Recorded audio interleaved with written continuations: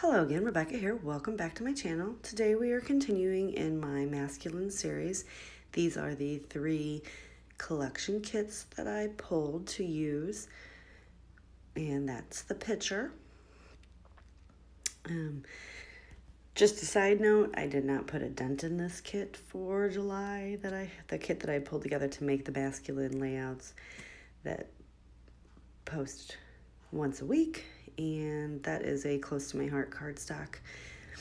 It is UV treated, so I really like that. I am going to be using these same 3 collections going into August to create my masculine layouts, and then I will switch it up in September. But I only did 5 layouts, 4 process videos, and 1 just for fun. I'm going to go ahead and use that little piece right there. I'm going to measure it, and then I'm going to measure it again on my trimmer. But that is going to serve as you've seen in that sketch that I'm using from Page Maps. There was supposed to be more than 1 picture, but I only had the 1 picture. And I'm going to use that. It's going to serve as my second picture, only I'm going to do my journaling. I'm going to cut this really pretty mustard yellow color into a 1-inch strip there. And in the sketch, it also called for a scallop on one side. So I'm going to go ahead and trim those. Well, they're supposed to be dragon scales. I believe dragon scales from one of the collection kits. So I'm going to go ahead and just fussy cut the scallop right out. My dogs are fighting, and I do apologize if you can hear that in the background. I'm just trimming all the branding strips off. The Echo Park and Cartabella branding strips do not have the pattern paper that goes all the way across. And here you go. I'm just going to start the fussy cutting, and through the magic of editing, it will be all fussy cutted out in just a second. Now I'm showing you there that I'm just rotating that sketch based on the way I cut my pattern paper. And I am using the pirates there that have nothing to do with the picture of my mother and my son, but it worked out just fine. I do like the way that that's actually sitting right now as I'm looking at it. It's kind of, maybe should have done that, but it's okay. I could have used the little pirate paper there as a shelf to set my pictures on, and then done the stripe and tone-on-tone polka dot paper as vertical.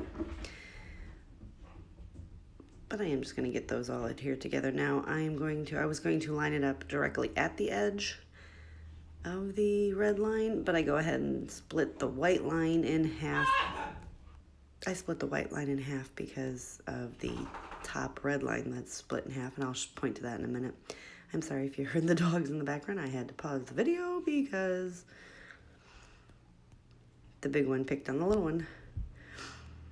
Now I'm going to go ahead and just put adhesive on the one side. I'm going to rotate that paper until I decide which way I want the design to go. I chose that way, and I'm going to go ahead and figure out where I want to put this cute little scallop piece. I'm going to go ahead and get it lined up, and I'm going to cheat. I'm going to cheat in every way possible here. I'm going to grab my little washi tape dispenser. I just picked that up from Close to My Heart, so I will leave a link to my channel below if anybody would like to get that. It is very decent. It was a good deal, nice price, and I love it.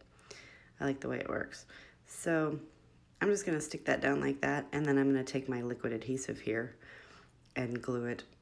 I have no idea why I chose to take this route, but I did, and it worked out. Then I'm going to go ahead and I'm going to get that little bitty guy right there.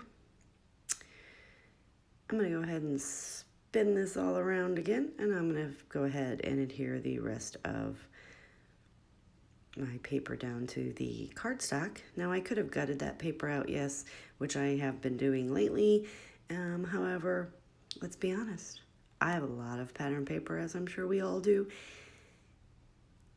and I just really don't need to save it. I'm trying to use my supplies so I can get more supplies. So I do just go ahead and trim that down. For some reason, it just doesn't look straight to me, but it is. I'm also going to trim off this other edge just a little bit, just so that everything lines up straight. And I just always run my hand just to make sure when there's so many different layers there, I make sure that I get all the little scragglers off. So that is the basis of my layout, and that is so busy. It's like pattern paper galore. But most of that middle strip gets hid with the picture and what's going to serve as my journaling spot. I have all these pre-made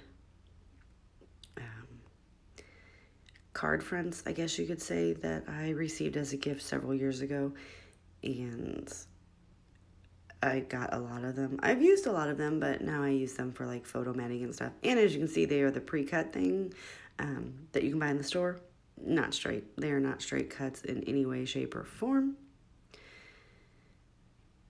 So now I'm going to measure that again because I totally forgot what it was.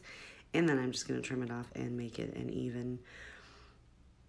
It's like 3 3/4 by 4. And then I'm going to go ahead and continue to just straighten up the edges. Because why would you buy something that's cut straight? I mean, really. Anyway, I'm going to go ahead and hear that right down to that little powder blue scrap that I had there. And I like to, when I'm working with kits like that I put together like this, I always, when I first start, I pick out the ones that I want to work with. And then I try to incorporate all the scraps in the next layout that I make with the kit. That just helps so that I don't have a lot of scraps, and I don't like to save scraps unless they're big pieces. That little light blue square, when I was done with the kit, if it was still around, I would have went ahead and recycled that, just because otherwise I found that when I keep things like that, yes, it's good intention to use.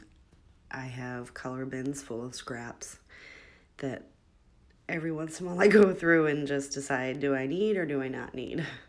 And a lot of times I try to make as many layouts as I can, and the balance gets recycled. So I'm going to go ahead and look at the sticker sheets that came with the 3 collections. The Cartabella one, the baby boy one, sorry I hit the camera there. I found it's a little bit harder to use. The only reason that I grabbed it with these 2 is because I have those little bitty 4x6 iris containers. You can see one at the very top of my layout there that has pictures in it. I use those to store my embellishments, and I had put all the boy theme stuff in there. So it was pirates, it was the pirate's tail, Adventure Awaits, the Peter Pan, and then the monster one that Echo Park had, along with a Prince one from Cartabella and the baby boy one. I stuck all that together. So I just grabbed all the collections that I had. I had bought all this stuff at a scrapbooking convention that was held near me at the beginning of February before the shutdown, and that was the last time I got to go scrapbook shopping at an actual store, which is why I signed up to be a close to my heart consultant, because I need to buy stuff and I haven't really left my house in months. What is this, July? March. Not a good time. Other than grocery shopping, which that's not fun shopping. I don't care who you are. So I go ahead and just I took that die cut piece from the pirate collection, and I went ahead and used my 2-inch circle punch, and I just punched out some circles just to give a base for some of my clusters, and not just some, all of my clusters. I'm going to struggle with getting that straight. It is just a sticker from one of the sticker sheets. And X marks the spot is what's going to serve as my title. I'm going to fussy cut this. This is the title of that Cartabella, and it was on the ephemera pack, and I thought it was cute, so I'm going to use it. And I'm just going to fussy cut it out. Just a tip for fussy cutting. You see that my right hand is my scissor hand, and the left hand is my non-scissor hand. I hold my scissor hand completely still, and I roll my paper with the other hands.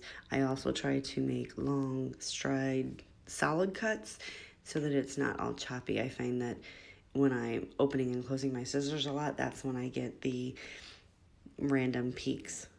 So if it's a long swift, solid movement of the cutting stroke.